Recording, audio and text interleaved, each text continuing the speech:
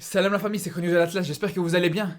Bon, malgré la victoire, c'est encore un match très compliqué pour le Maroc. Franchement, il y a beaucoup de choses qui doivent changer à ce niveau-là. De toute façon, après l'Euro, je vais énormément revenir sur l'équipe du Maroc et sur les joueurs marocains. Parce qu'il y a les qualifications pour la Coupe du Monde qui arrivent bientôt, la CAN 2022, et même sur le mercato de Hakimi Ziyech, on aura l'occasion d'en parler bientôt. Mais en attendant, c'est parti pour ce débrief de Maroc-Burkina Faso.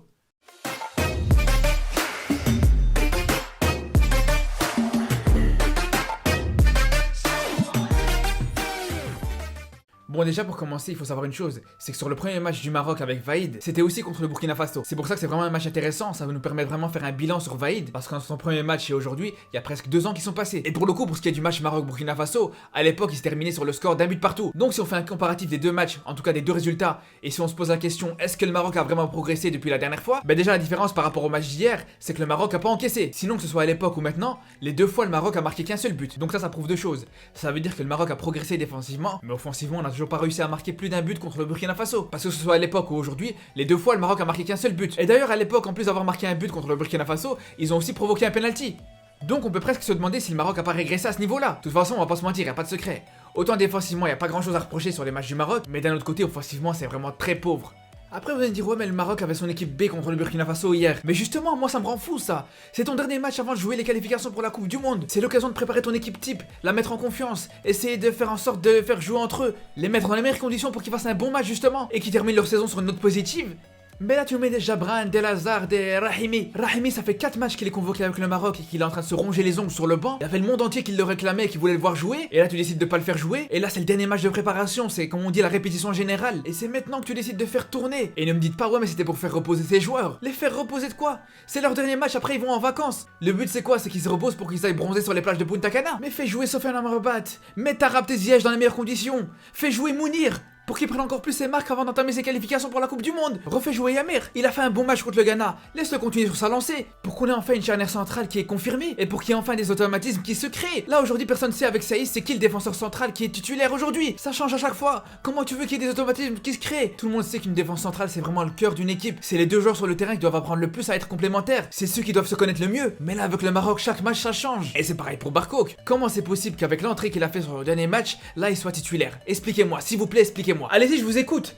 Non mais franchement sur le dernier match Barcoq il est rentré sur le terrain c'était juste pour en découdre. Lui il voulait se battre, je crois qu'il avait un problème contre un Ghanéen quand il était petit. Et là il voulait se venger en blessant quelqu'un. Donc après son entrée scandaleuse sur le dernier match, là tu le refais jouer. Mais franchement je comprends rien du tout. Honnêtement je trouve qu'Amala autant il est limité, mais pour moi ça n'empêche pas que je le mets quand même au-dessus de Barcoq. Mais ce que je comprends pas c'est qu'il fait tourner. Il donne sa chance à plein de joueurs pour leur donner leur première titularisation, alors qu'ils prennent la place de joueurs vraiment importants comme Sofiane Amrabat ou bien Mounir. Et dans un poste où il n'y a absolument aucun joueur important, il te fait jouer ce catcheur professionnel de Barcoq alors qu'il pourrait donner sa chance à Chahir. Si tu veux vraiment faire tourner, fais rentrer des jeunes joueurs prometteurs à la place de faire jouer des joueurs qui n'ont pas leur place. Surtout que le petit Chahir, franchement, il a fait une rentrée encourageante contre le Ghana. Non, à la place, t'as mis des joueurs comme Mounir sur le banc, des joueurs comme Sofiane Amrabat et même Massina, même si je pense qu'il est blessé, pour mettre des joueurs qui découvrent ou qui redécouvrent à peine cette équipe nationale du Maroc. Et franchement, c'est pas leur rendre service. Franchement, le petit Rahimi, moi, c'est un joueur que j'aime bien. Mais à aucun moment, j'aurais pu réclamer qu'il soit titulaire indiscutable avec l'équipe nationale. Nous, on veut que ça soit juste un petit joker qui peut rentrer en deuxième mi-temps et faire un petit peu la différence. Et pour ça, il faut lui donner la confiance en le faisant jouer petit à petit, en le préparant, en lui donnant du vrai temps de jeu pour commencer avec des 15-20 minutes, etc. Comme contre le Ghana par exemple. Tu mènes à 0, t'as l'occasion de le faire rentrer.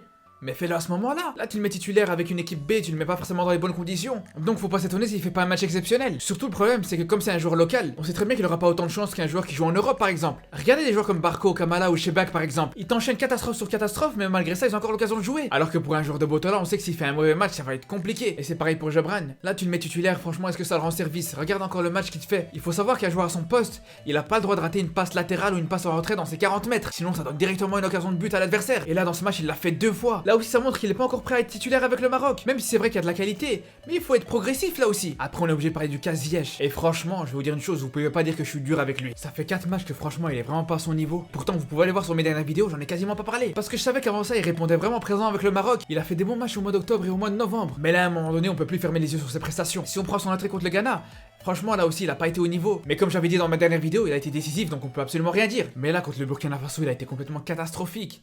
Même s'il a élevé un petit peu son niveau en deuxième mi-temps, pour moi sa première mi-temps c'est la pire qu'il a fait avec le Maroc. Je l'ai jamais vu perdre autant de ballons, rater des passes, il réussissait absolument rien offensivement.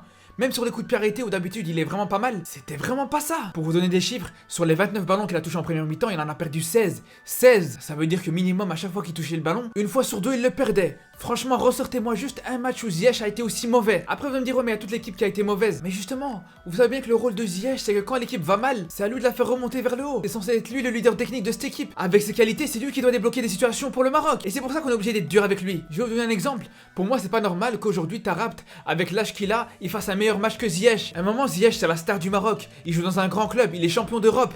Donc si c'est pas lui qui porte cette équipe, dites-moi c'est qui va le faire. Après pour en revenir à Taarabt, pour moi encore une fois c'est le point positif de ce match. Je trouve qu'avec Hakimi ça a été vraiment le meilleur joueur sur le terrain. D'ailleurs dans mon débrief du match Maroc-Ghana, je vous avais dit qu'une des forces de Taarabt c'était justement de provoquer des fautes dans les 30 mètres adverses. Et là encore une fois il était très bon dans ce domaine, à tel point où c'est lui qui provoque le coup franc qui a donné le but. Et c'est pareil pour Hakimi, c'est vrai qu'il était un petit peu en baisse de régime contre le Ghana, mais là au-delà de son but il se ressort un très bon match. En tout cas comme je vous ai dit après l'Euro on aura l'occasion de parler du Maroc, parce qu'il y a énormément de choses à dire. D'ici là n'hésitez pas à vous abonner, et surtout prenez bien soin de vous.